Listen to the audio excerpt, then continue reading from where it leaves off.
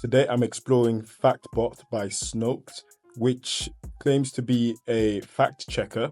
Now we're gonna see if this is true. So the first question I've asked it is this Factbot biased? And whenever it gives an output, it will tell you whether there's no evidence, whether there's some, whether there's, or whether there's any credible evidence. So another one I can type in is, does Bigfoot actually exist?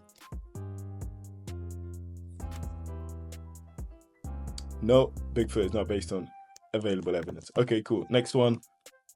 Do UFOs actually exist?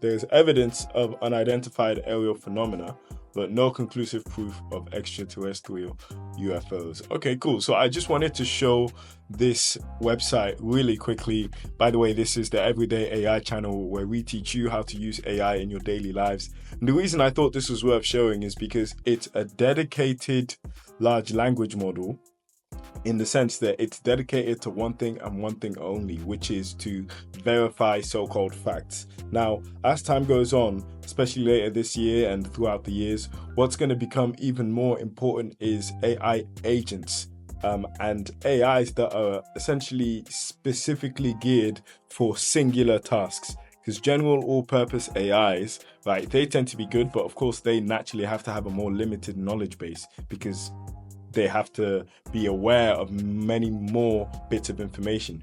Whereas if one large language model is trained on a very specific bit of information, it can actually dive even deeper into those knowledge bases. So yeah, just wanted to take you guys through the Factbot by Snopes. I think this is quite an interesting one. It's definitely going to be an efficient way to quickly check if something is true. Let's say you're conducting research or you want to make some content around something.